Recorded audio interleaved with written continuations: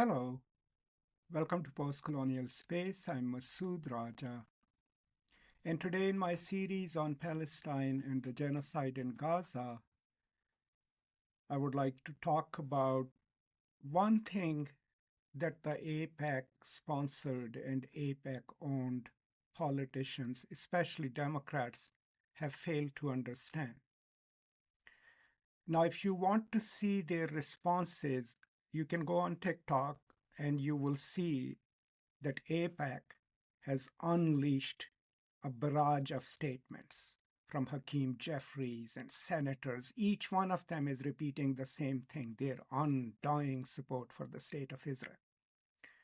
And they're doing that right at the moment when Israel is almost ready to invade the last enclave of Gaza, which is Rafah, with 1.6 million refugees there. We've already seen the carnage, the death and starvation of Palestinian people. But when within that backdrop, when these APEC-owned politicians come and give us their statement, it almost sounds comical. But what these politicians don't understand is that they have lost the battle for truth because they are spinning the truth. And how have they lost it? They've lost it because the youth, the young progressives, older progressives like me, finally woke up. And not just woke up, we mobilized. We have used every tool available in the digital and material world to voice alongside of Palestinians as to what is going on. This, in its massive scale, is unprecedented.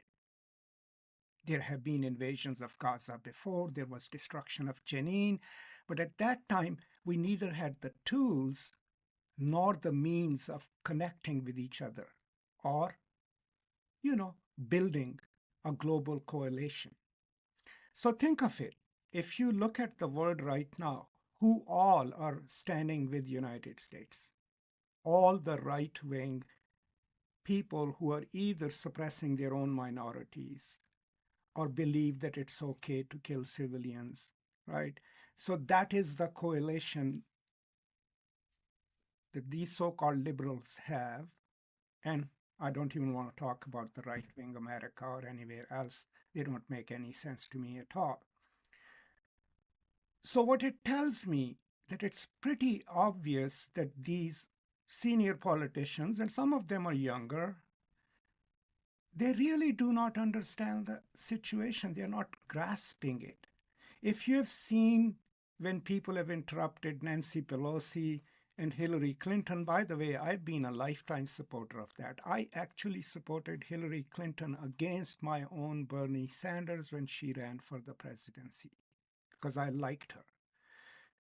But when they are interrupted in their speeches by young people, by progressives, look at their faces.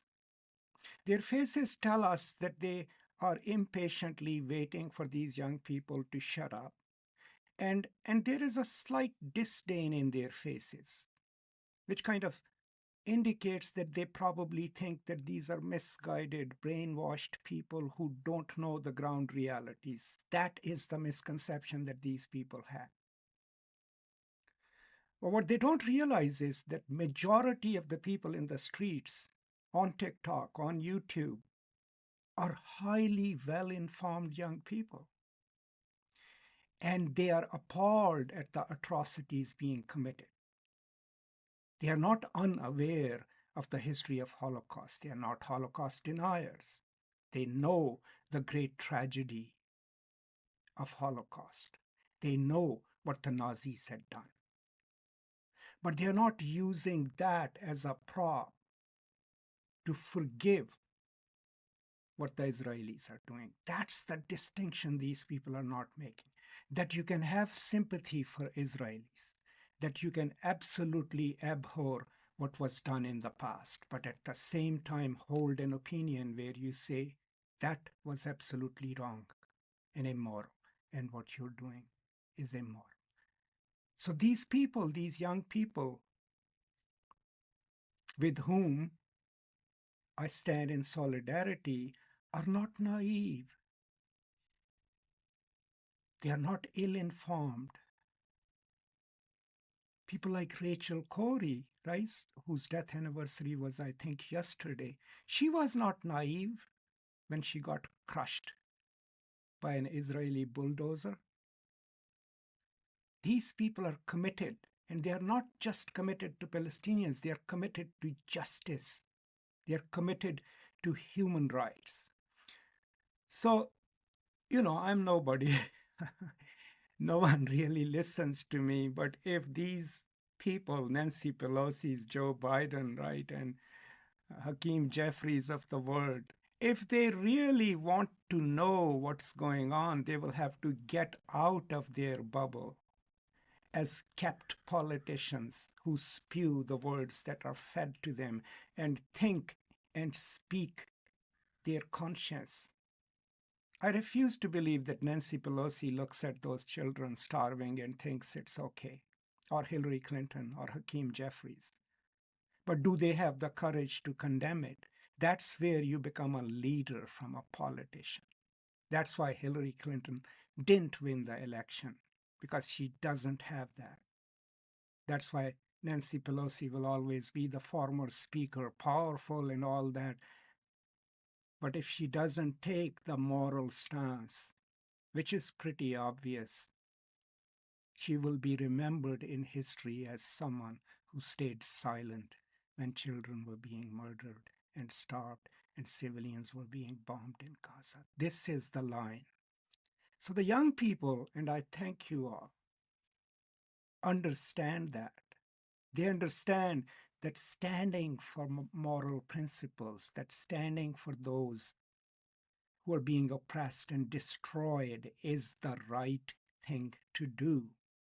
They are actually doing what we all should do under any oppressive circumstances. If not do anything material, at least stand in solidarity with those who are being killed and destroyed. So I would like to tell these, pre-bought and pre-stamped politicians who speak in my name, because I'm a progressive and a liberal too, that not only you have lost my vote, it's just one vote, but you have also, in a way, initiated with me a kind of drive which I had held in check for convenience, for staying silent to support my own group. No, I will from now on unleash all my critical powers against you and your prevarications. I don't care. The only thing you have to threaten me with is, what if Trump wins? I really don't care. My job as a public scholar is to point out the obvious moral failings of those who claim to be our leaders. And who has taught me to reinvest in that job is the young people of this world who have stood in streets, who have posted their comments on TikTok. You can't even post them on Facebook anymore because Facebook totally shadow bans them, but TikTok.